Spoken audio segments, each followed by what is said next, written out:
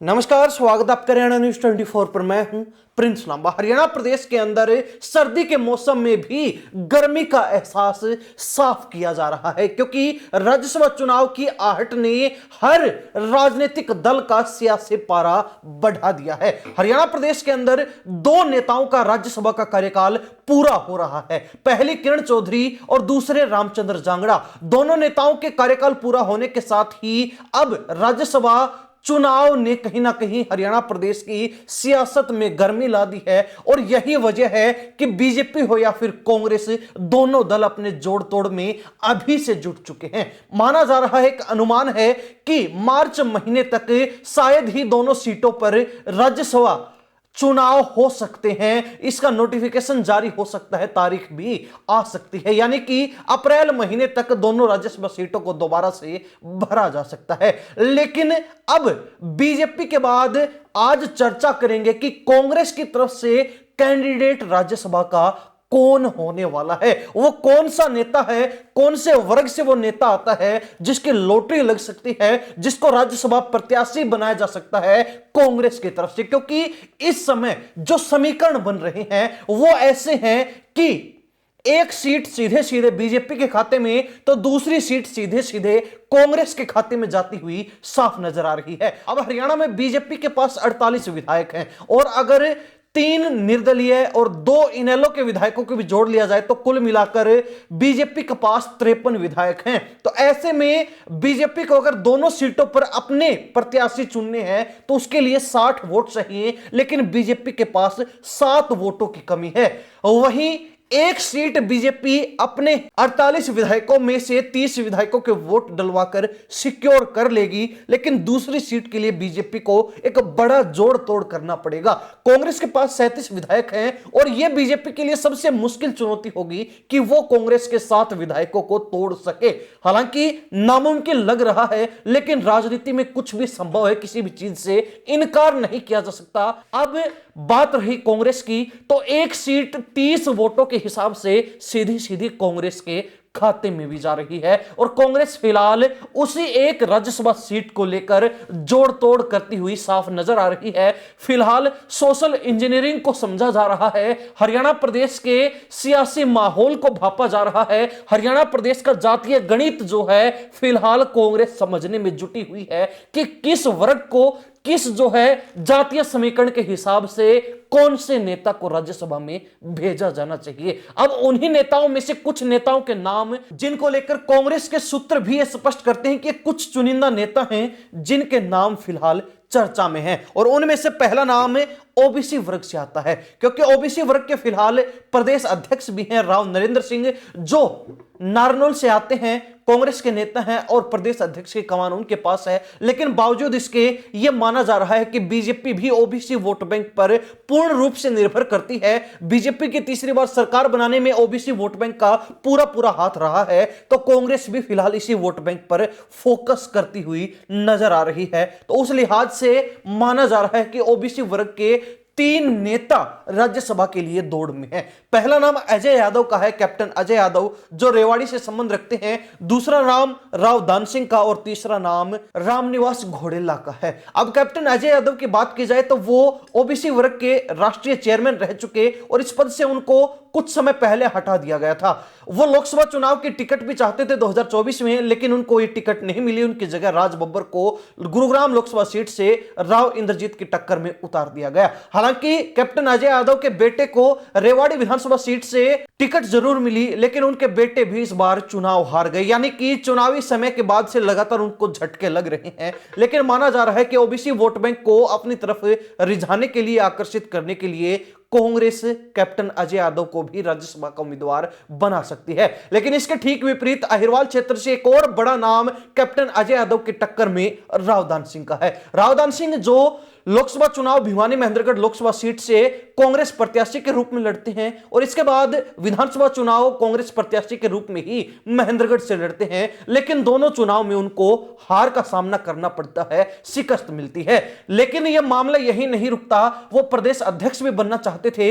हुड्डा खेमे ने जोर भी लगाया कि उनको प्रदेश अध्यक्ष बनाया जाए, लेकिन बावजूद इसके उनकी लॉटरी नहीं लग पाई और इस बात से वो नाराज भी हुए। जब राव नरेंद्र सिंह को कमान मिली तो इसकी नाराजगी साफ रावदान सिंह की तरफ से झलकती हुई नजर आई थी और हुड्डा खेमे के साथ भी उनकी कड़वाहट साफ दिखाई दी थी। उसके बाद से रावदान सिंह का खफा होने का सिलसिला है वो लगातार जारी है और अब भी ये नाराजगी गाहे बगाहे नजर आ ही जाती है। यही वजह है कि रावदान सिंह अब राज्यसभा के लिए दौड़ में शामिल बताए जा रहे हैं और माना जा रहा है कि अगर उनके ऊपर दर्ज केस उनके आड़े नहीं आते हैं, उनके रास्ते के कांटे नहीं बनते हैं, तो उनकी लॉटरी निकल सकती है। अब बात रामनिवास घोडेला की रही। वैसे तो इनको आजकल बागी नेताओं की श्रेणी में रखा जाता है, क्योंकि पिछला चुनाव 2024 में जो हुआ, हारने के बाद से लगातार ये अपनी ही पार्टी और अपनी ही पार्टी के कुछ बड़े नेताओं पर हावी होते हुए नजर आए थे। समय समय पर इनके तेवर भी देखने को मिले कि वो पाला बदल सकते हैं, वो दूसरी पार्टी में भी जा सकते हैं, कांग्रेस को झटका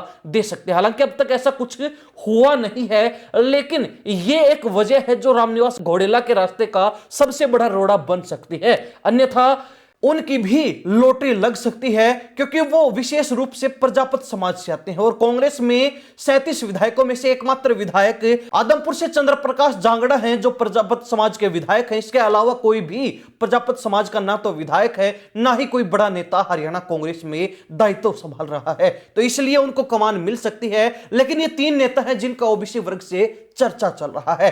अब बात की जाए एससी वर्ग की, तो यह खेमा हरियाणा कांग्रेस के लिए बड़ा विशेष रहा है। पूर्व में आपको ध्यान होगा कि चौधरी उदय भान थे, हुड्डा खेमे से संबंध रखते थे, लेकिन प्रदेश अध्यक्ष की कमान उनके पास थी। इससे पहले कुमारी शैलजा रही हैं जो दलित वर्ग से, एससी वर्ग से आती हैं और वो भी प्रदेश अध्यक्ष की कमान संभाल चुकी हैं। कुमारी शैलजा से पहले अशोक तंवर जो कि एससी वर्ग से आते हैं, वो भी प्रदेश अध्यक्ष की कमान संभाल चुके हैं। यानी कि एससी वर्ग को हरियाणा कांग्रेस में हमेशा से ही एक बड़ा दायित्व, एक बड़ी जिम्मेवारी मिलती रही है। लेकिन फिलहाल एससी वर्ग से प्रदेश अध्यक्ष की जिम्मेवारी लेकर ओबीसी वर्ग को सौंप दी गई, तो कहीं ना कहीं एससी वर्ग को भी सेट करना, एससी वर्ग को भी सेटल करना कांग्रेस के लिए एक बड़ी चुनौती बनी हुई है। और माना जा रहा है कि अगर ओबीसी वर्ग से नहीं तो एससी वर्ग से कोई नेता राज्यसभा में कांग्रेस भेज सकती है। और इस लिस्ट में सबसे पहले वो एससी वर्ग के किसी नेता का नाम आता है तो वो प्रदीप नरवाल है, जिन्होंने बवानी खेड़ा से चुनाव लड़ा लेकिन हार गए। वो राहुल गांधी और प्रियंका गांधी की टीम के सबसे महत्वपूर्ण सदस्य और करीबी लोगों में गिने जाते हैं।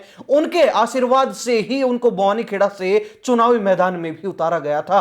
हालांकि छात्र इकाई की राजनीति से ही वो कांग्रेस में सक्रिय रहे हैं और वहीं से उन्होंने गांधी परिवार तक के अपना रास्ता साफ किया था, अपनी पकड़ मजबूत की थी और इसी पकड़ के बलबूते यह माना जा रहा है कि वो राज्यसभा की टिकट पा सकते हैं, राज्यसभा पहुंच सकते हैं। लेकिन उनके लिए रास्ते का सबसे बड़ा अशोक तंवर भी बन सकते हैं। अशोक तंवर जो पहले कांग्रेस में ही थे, लेकिन इसके बाद उनका दल बदलने का सिलसिला शुरू होता है। कभी अपना खुद का मोर्चा बनाते हैं, कभी तृणमूल कांग्रेस में जाते हैं, कभी जेजेपी के साथ उनकी नजदीकियां दिखती हैं, तो कभी वो बीजेपी में जाते हैं। और इसके बाद जब वहां भी दाल नहीं गलती, वहां भी चुनाव नहीं जीत पाते, तो दोबारा से 152D का रास्ता पकड़कर पाला बदल जाते हैं। यानी कि अशोक तंवर कई पार्टी होते हुए दोबारा कांग्रेस में आ टिके और अब जो है ये पार्टी बदलने का जो सिलसिला था, उनके एक जगह ना टिक पाने का ये जो मामला है, वो कहीं ना कहीं उनकी हर बार फजीहत करवा बैठता है और यही सबसे बड़ी वजह बन जाती है कि उनको कोई बड़ी जिम्मेवारी नहीं मिल पाती। अन्यथा वो प्रदेश अध्यक्ष के दौड़ में भी थे, लेकिन मौका नहीं मिला।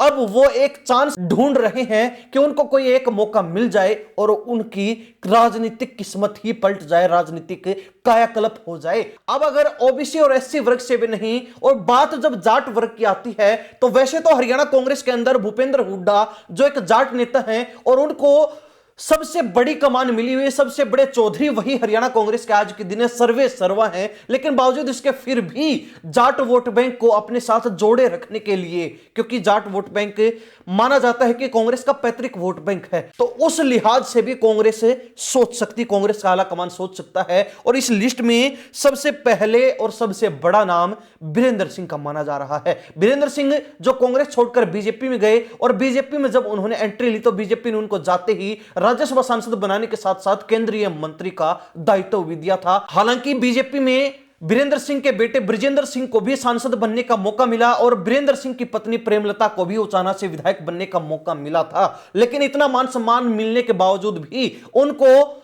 ये मान सम्मान हजम नहीं हुआ, और अंततः जब उनको लगा कि उनके बेटे की 2024 के चुनाव में टिकट कट सकती है, तो वो पहले ही परिवार सहित पार्टी बदल गए, पाला बदल गए। कांग्रेस में आने के बाद लोकसभा चुनाव के लिए उन्होंने टिकट मांगी, लेकिन पिता पुत्र में से किसी को भी टिकट नहीं मिली। अंततः जब विधानसभा चुनाव आया तो बीरेंद्र सिंह के बेटे ब्रिजेंद्र सिंह को उचाना से एक टिकट मिली, लेकिन 32 वोटों से उनको हार का सामना करना पड़ा। लेकिन बात यहां आकर टिकती है कि बीरेंद्र सिंह जो फिलहाल राजनीतिक रूप से कोई बड़ा दायित्व नहीं संभाल रहे हैं, और जिनको भी अपनी पारिवारिक विरासत को, अपनी पारिवारिक राजनीति को आगे बढ़ाने के लिए एक मौका चाहिए, उस मौके की तलाश में है, तो राज्यसभा के रूप में उनको मौका एक बार फिर जैसे बीजेपी में मिला था कांग्रेस में भी मिल सकता है। लेकिन अब ये तो कांग्रेस की सोशल इंजीनियरिंग पर डिपेंड करता है कि वो कौन से वर्ग को यह दायित्व देना चाहते हैं, किस वर्ग को आगे करना चाहते हैं। खैर, इन वर्गों के अलावा भी वर्ग और भी कई हैं, चाहे वो वैश्य समाज की बात हो, चाहे वो ब्राह्मण समाज की बात हो, या फिर पंजाबी समाज की। जितने समाज सामने आएंगे उतने ही चेहरे, उतने ही नाम सामने आते जाएंगे। लेकिन पंजाबी समाज से एक नाम दिव्यांशु बुद्धिराजा का जरूर है, जिसको लेकर यह कहा जा रहा है कि वो यूथ आइकॉन भी हैं। पूर्व मुख्यमंत्री और केंद्रीय मंत्री जो वर्तमान में है मनोहर लाल खट्टर के सामने उन्होंने करनाल लोकसभा सीट से चुनाव भी लड़ा था, और वहां पर उनको मनोहर लाल खट्टर से हार का सामना भी करना पड़ा था। बावजूद इसके कहीं ना कहीं दिव्यांशु बुद्धिराजा भूपेंद्र हुड्डा और हुड्डा खेमे के बेहद खास नेताओं में गिने जाते हैं, सबसे करीबी नेताओं में माने जाते हैं। और हरियाणा प्रदेश में एक युवा नेता के रूप में दीपेंद्र हुड्डा के बाद उन्होंने अपनी अच्छी, मजबूत और गहरी पहचान व पकड़ बनाई है। तो यह कहा जा सकता है कि दिव्यांशु बुद्धिराजा भी कहीं ना कहीं अपनी मजबूत राजनीति की पकड़ के दम पर राज्यसभा सांसद प्रत्याशी हो सकते हैं। लेकिन अब कांग्रेस किस वर्ग की तरफ जाना चाहती है, कांग्रेस अपना क्या डिसीजन लेती है, यह कांग्रेस पर डिपेंड करता है। हालांकि इसके अलावा भी आपको क्या जो है सियासी समीकरण लग रहे हैं कि राज्यसभा के लिए कांग्रेस किस नेता का चयन कर सकती है? अपनी प्रतिक्रिया भी आप कमेंट के माध्यम से जरूर लिख दीजिए। इन्हीं सब बातों के साथ मैं प्रिंस लांबा, हरियाणा न्यूज़ 24। नमस्कार, जय हिंद।